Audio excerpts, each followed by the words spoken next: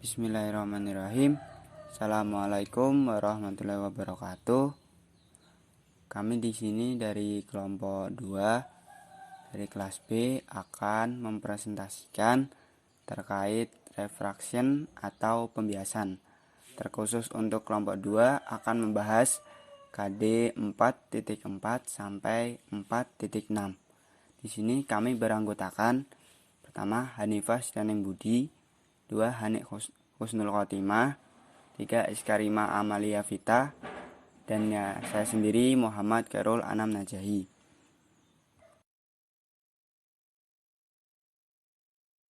Oke, langsung saja ke pembahasan yang pertama adalah dari hukum pembiasan, di mana pencahayaan ganda dan muka gelombang tunggal yang menunjukkan setelah interval waktu yang sama secara berturut-turut. Amati gambar di tayangan PPT, di mana terdapat insiden medium atau medium kaca yang berbentuk persegi panjang yang dicelupkan ke dalam air, sehingga bisa kita amati bentuk dari medium kaca tersebut tidak berupa persegi panjang pada selang delta T yang diperlukan untuk titik B pada muka gelombang, di mana berjalan dengan kecepatan tetap V untuk mencapai titik E, di mana muka gelombang yang sama telah mencapai titik E, di mana di sini indeks T atau indeks kaca bernilai 1,5, indeks 1 atau indeks vakum bernilai 1, indeks I atau indeks udara bernilai 1,0003.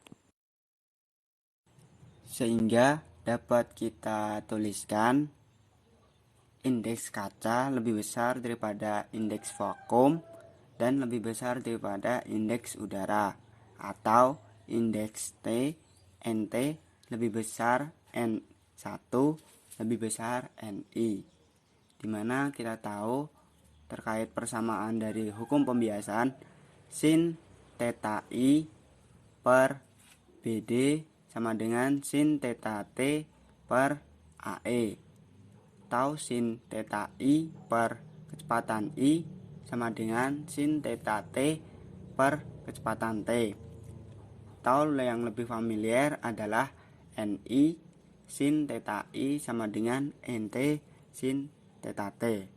Berikut adalah persamaan dari analisa gambar sebelumnya.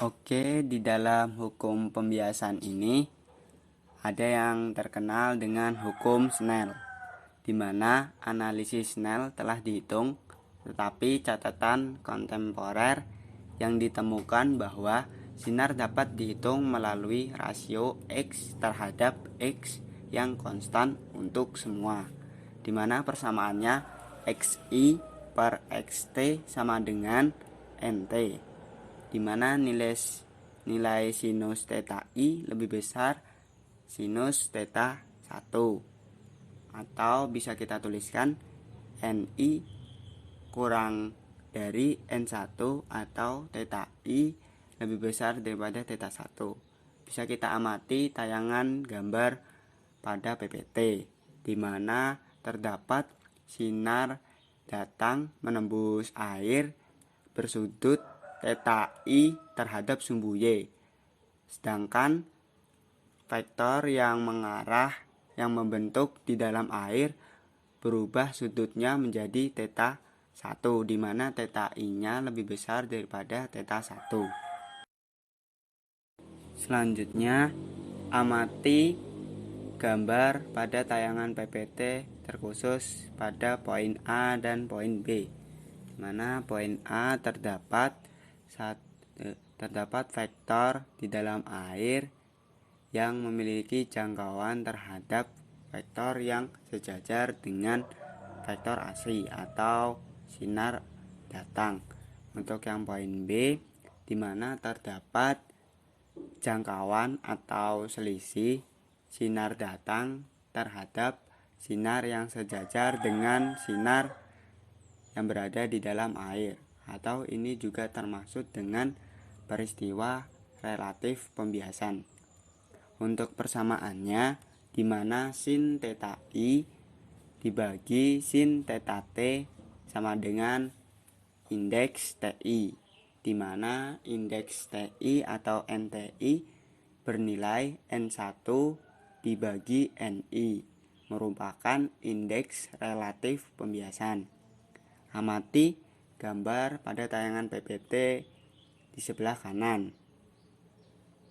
Bisa kita simpulkan sehingga indeks I dikali KI cross UN sama dengan indeks T KT cross UN, atau bisa kita tuliskan NT KT dikurangi NIKI sama dengan NT cos theta T dikurangi NI cos theta I UN.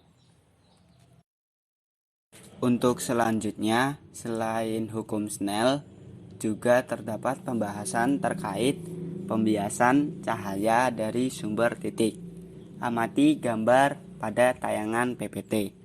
Untuk gambar yang A, di mana sinar datang dari titik P diarahkan ke titik S, sehingga sinar datang tersebut akan mengalami pembiasan atau akan berpencar.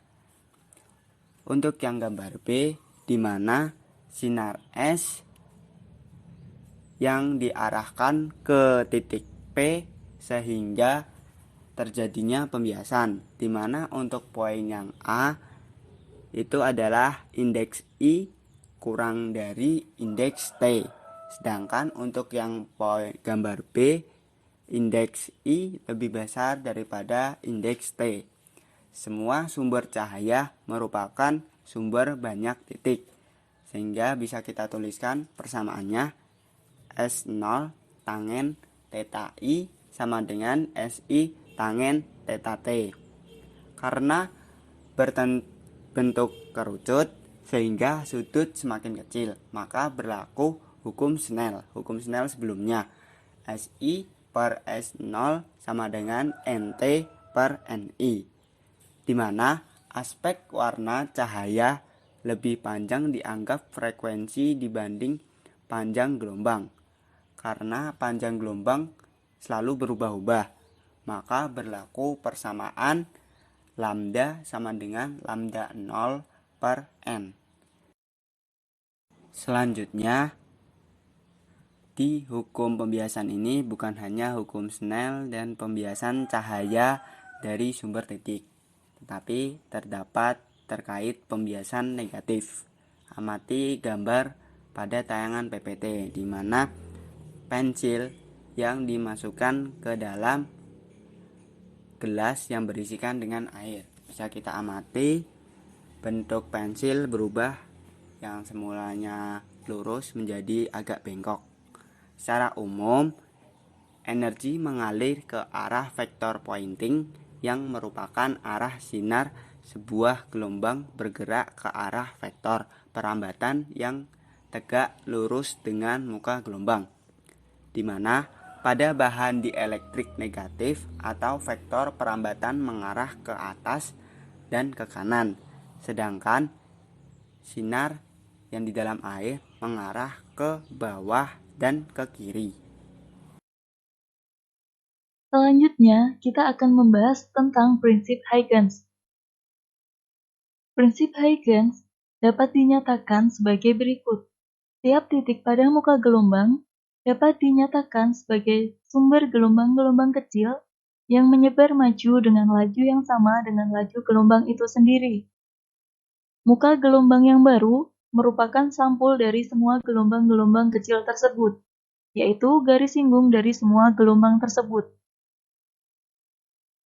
Sebagai contoh sederhana penggunaan prinsip Huygens, lihat muka gelombang AB yang menjauh dari sumber S.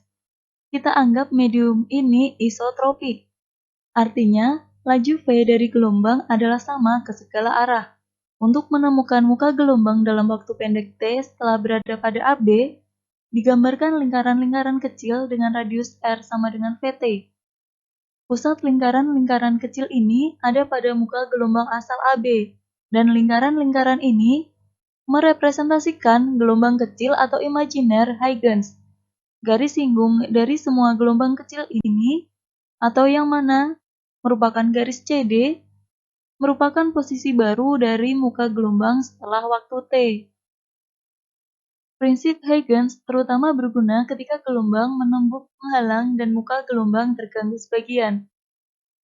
Prinsip Huygens meramalkan bahwa gelombang menekuk di belakang sebuah penghalang. Penekukan gelombang di belakang penghalang menjadi daerah bayangan dikenal sebagai difraksi. Karena difraksi terjadi untuk gelombang tetapi tidak untuk partikel, ia dapat berfungsi sebagai cara untuk membedakan sifat cahaya. Perhatikan sebagaimana tampak pada gambar, bahwa difraksi paling terlihat jelas saat ukuran bukaan berada pada kisaran panjang gelombang. Jika ukuran bukaan jauh lebih besar dari besar panjang gelombang cahaya, difraksi tidak teramati. Untuk gambar yang A, prinsip Huygens konsisten dengan difraksi di sekitar sisi penghalang. Untuk gambar yang B, prinsip Huygens konsisten dengan difraksi melalui lubang besar. Dan untuk yang C, prinsip Huygens konsisten dengan difraksi melalui lubang kecil dengan ukuran dalam orde panjang gelombang. Kemudian, pembahasan kita selanjutnya adalah sinar cahaya dan kongruensi normal.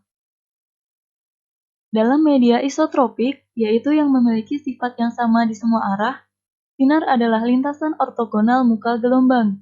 Artinya, mereka adalah garis normal ke muka gelombang di setiap titik persimpangan. Dalam media isotropik homogen, sinar akan menjadi garis lurus, karena dengan simetri mereka tidak bisa membelok ke arah yang disukai. Apalagi karena kecepatan rambatannya identik di semua arah dalam media tertentu. Pemisahan spasial antara dua muka gelombang diukur sepanjang sinar harus sama di mana-mana. Titik di mana satu sinar memotong satu set muka gelombang disebut titik yang sesuai. Misalnya A aksen, dan A double aksen. Jika muka gelombang sigma ditransformasikan menjadi sigma double aksen setelah waktu T double aksen, jarak antara titik-titik yang sesuai pada semua sinar akan dilintasi dalam waktu yang sama, yaitu T double aksen. Ini akan benar meskipun berkas muka gelombang melewati dari satu medium isotropik homogen ke medium isotropik homogen yang lainnya. Berarti bahwa setiap titik pada sigma mengikuti jalur sinar untuk sampai di sigma double aksen pada waktu T double aksen.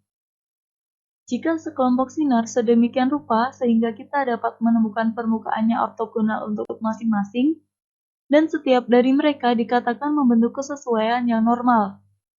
Dasar dari pendekatan ini adalah teorema Malus dan Dupin, yang dengannya sekelompok sinar akan mempertahankan kongruensi normal setelah sejumlah refleksi dan refraksi. Dari sudut pandang ini, setara dengan pernyataan bahwa sinar tetap ortogonal terhadap muka gelombang di seluruh proses propagasi di media isotropik. Teorema dapat digunakan untuk menurunkan hukum refleksi juga hukum Snell. Seringkali paling nyaman untuk melakukan jejak sinar melalui sistem optik dan kemudian merekonstruksi muka gelombang menggunakan gagasan waktu transit yang sama antar titik korespondensi dan ortogonalitas sinar dan muka gelombang.